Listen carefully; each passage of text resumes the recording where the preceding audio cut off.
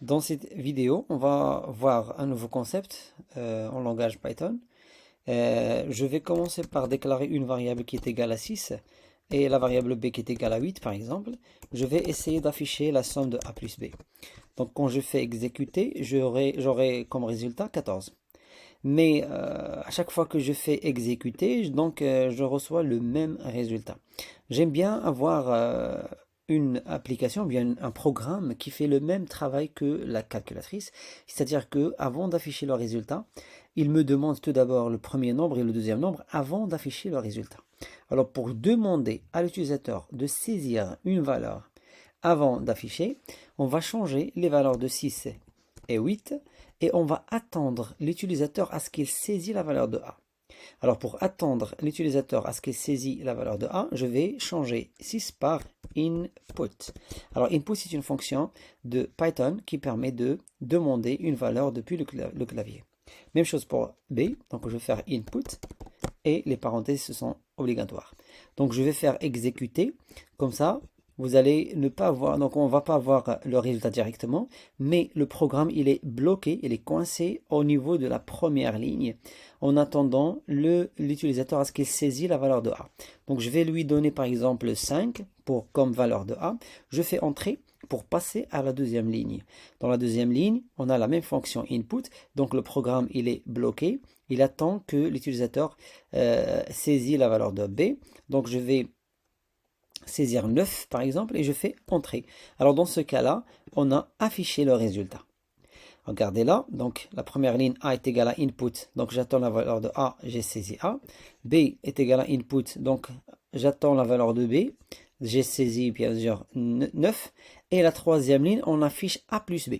Donc il a affiché 5 et 9, c'est-à-dire que la valeur de A est la valeur de B. Bien sûr, on attend normalement à ce qu'il affiche 14, parce que c'est la somme de A et B, mais la fonction input, il lit les caractères depuis le clavier, format bien sûr caractères. Ce ne sont pas des nombres comme les nombres en maths, mais ce sont des caractères comme A et B, C, E, F, G, H, X, Y, virgule. Donc 5 et 9, ce sont des caractères. Alors pour faire la conversion, du caractère 5 vers le nombre 5, dans ce cas-là, on appelle une autre fonction. Donc je vais faire A est égal int A. Ça veut dire que la valeur de A reçue depuis le clavier en utilisant la fonction input, je vais prendre la valeur de A et faire la conversion en un entier. Entier, ça veut dire l'ensemble Z. Ce sont les nombres de 1, 2, 3, 4, 5, moins 1, moins 2, moins 3, jusqu'à moins l'infini, donc moins l'infini plus l'infini. Donc, je fais la conversion de A depuis les caractères, le type caractère, vers un entier et j'enregistre le résultat dans la même variable qui est A. De même, je vais faire ici B est égal int B. C'est-à-dire que on va prendre la valeur lue depuis le clavier, format caractère. Je vais faire la traduction vers un entier avant de l'enregistrer dans la case mémoire B ou bien dans la variable B.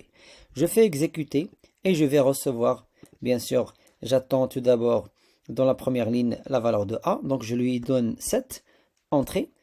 Voilà, la valeur 7 dans cette ligne, on l'a pris et on l'a enregistré. Donc on a enregistré la valeur dans la variable A.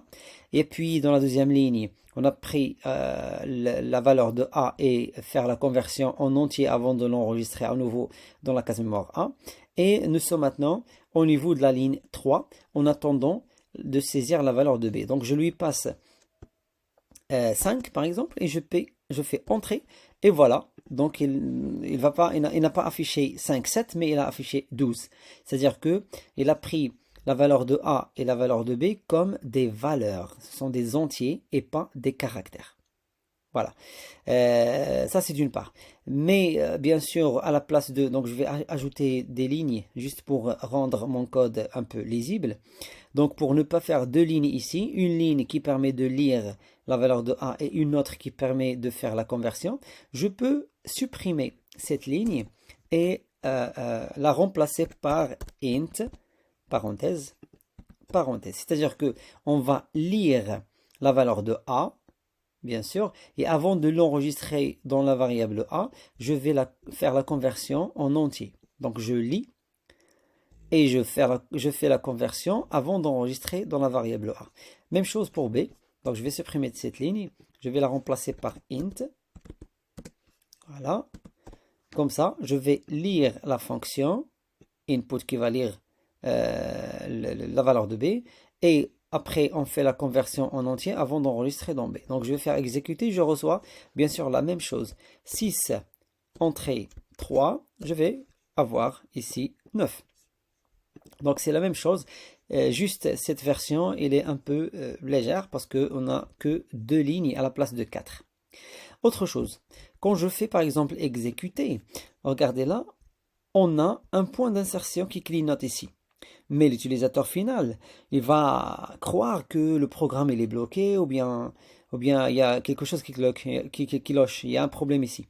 Donc pour rassurer l'utilisateur, normalement on doit afficher un message ici avant de se bloquer. On va afficher par exemple donner la valeur de A et après on attend l'utilisateur à ce qu'il saisit la valeur de A. C'est-à-dire, je vais stopper ce programme et avant de demander la valeur de A, je vais afficher un message print, les cotes, donner la valeur de A. Même chose pour B. Donc ici, je vais faire print, les cotes, donner la valeur de B.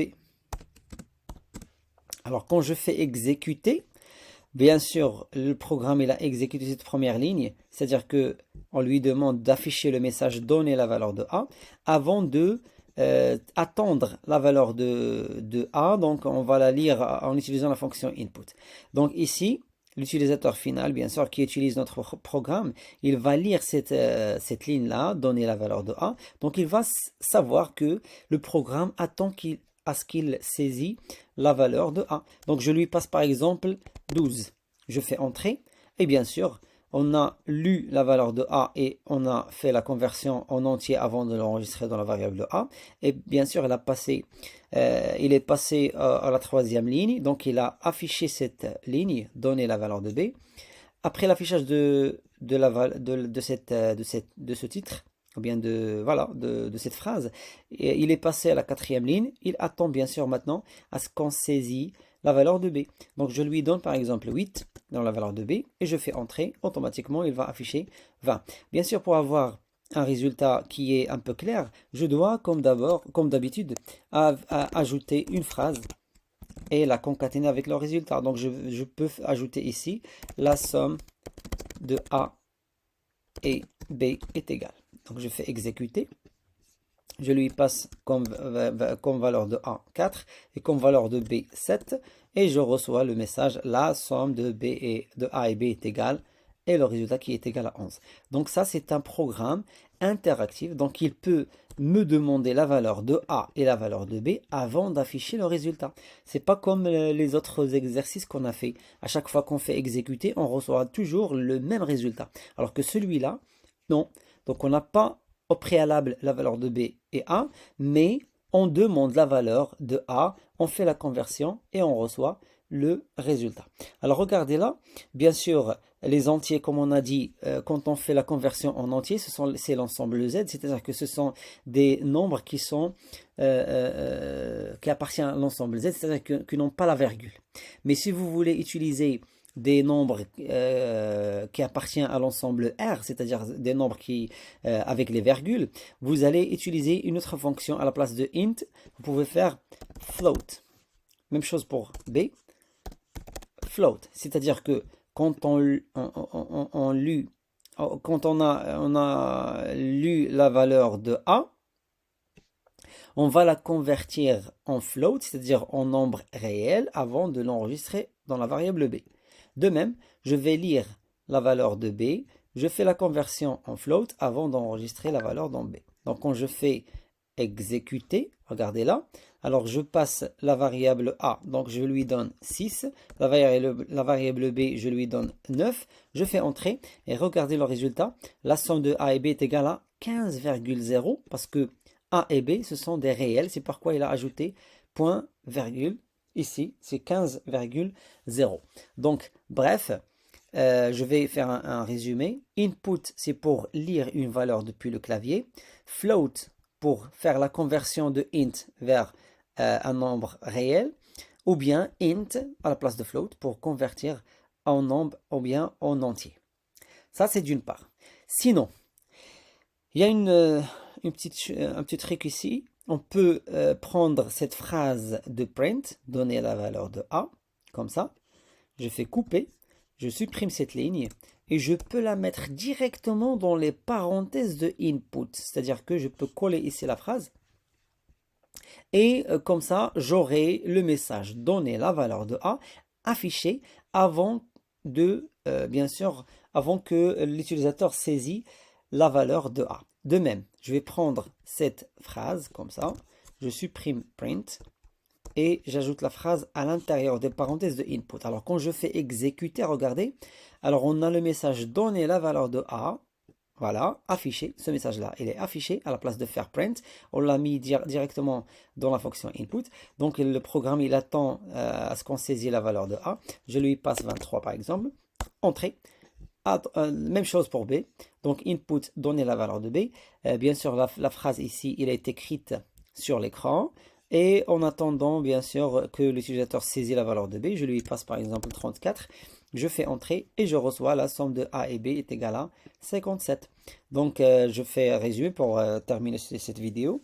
Input pour lire les valeurs depuis le clavier. Bien sûr, input, c'est une fonction qui bloque le programme. Donc, pour que l'utilisateur puisse savoir pourquoi le programme est bloqué. Donc, on lui ajoute cette phrase entre parenthèses pour qu'on puisse l'afficher en attendant l'utilisateur à ce qu'il saisit une valeur. Cette valeur-là doit être convertie en float avant de l'enregistrer dans la variable A. Même chose pour B. Et à la fin, on enregistre ou bien on affiche le résultat. Ça, c'était une vidéo juste pour comprendre la fonction input.